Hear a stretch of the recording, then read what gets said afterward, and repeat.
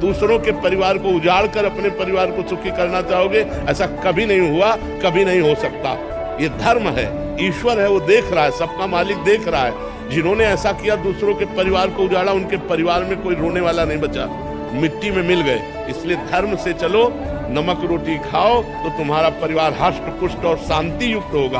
आप कसम खा लो, चाहे गंगा की, चाहे राम की, चाहे हरि की, चाहे माँ की, किसी की भी कसम खा लो, ये सब तोड़वा देगा। जब ये अपने आप में आएगा ना, तो जैसे हाथी है ना, हर जंजीर को तोड़ देता है, ऐसे मन मत वाला गजराज है, ये तोड़ करके जबरदस्ती विषयों में गिरा ही देगा। यद्यपि आपकी इच्छा नहीं है कि मैं ऐसा गलत ना करूं, फिर भी आपसे गलत करवा देगा। इसलिए भजन करना पड़ेगा। अच्छा, भजन करना साधारण काम नहीं है, बड़ा असाधारण काम है, क्योंकि विषयाकार मन भजन में लगेगा ही नहीं। तो हमें धीरे धीरे पहले नींव सुधारनी है। भोजन, भजन की नींव है भोजन। जैसा खाओ अन्न, वैसा बने मन। तो यदि हमारा भोजन ठीक नहीं होगा तो हमारा मन भजन में नहीं लगेगा। हमारा खान पान ठीक होना चाहिए। अगर हमारा पेय पदार्थ पवित्र है तो हमारी बुद्धि पवित्र रहेगी। अगर पेय पदार्थ अशुद्ध है तो हमारी बुद्धि को अशुद्ध कर देगा। ये थोड़ी देर के लिए आपको सुखद लगेंगी, लेकिन आपके स्वास्थ्य और आपकी बुद्धि की पवित्रता को नष्ट कर देंगी, क्योंकि पवित्र जल नहीं है। आप अपने घर में पवित्र जल में नींबू डाल करके, चीनी डाल करके, ठंडा करके पिए,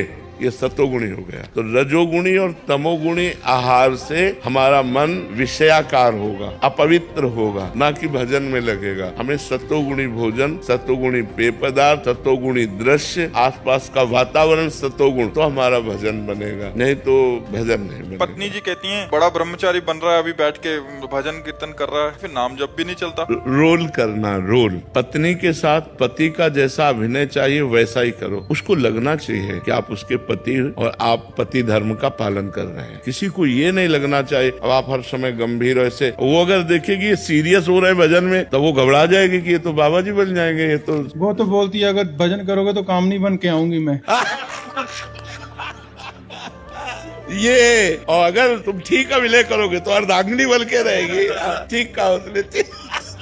तुलसी जी का यदि स्पर्श हो जाता है, तुलसी जी का नाम कीर्तन किया जाता है, तुलसी जी को प्रणाम किया जाता है, तुलसी जी का वृक्ष लगाया जाता है, तुलसी जी को जल अर्पित किया जाता है और तुलसी दल से नित्य भगवत सेवा की जाए, बहुत जल्दी श्री कृष्ण प्रसन्न हो जाते हैं। 100 भार सोना, 400 भार चांदी का जो दान करने का फल होता है, वो एक तुलसी दल उतार, जो अपने द्वारा लगाई हुई तुलसी दल, वो हरि के चरणों में अर्पित हो। ये 100 भार सोना और चांदी बराबरी नहीं हो सकती। कितना महत्व है। जो रोज तुलसी दल चयन कर, द्वादशी को न चयन करे। द्वादशी को मतलब बहुत बड़ा अपराध लगता है तुलसी दल का, इस मतलब तुलसी के वृक्ष का भी स्पर्श न करे। प्रणाम नमस्कार दूर से, एक भी दल नहीं टूटना चाहिए। द्वादशी को ऐसा हमने महापुरुषों से सुना है कि मंजरी और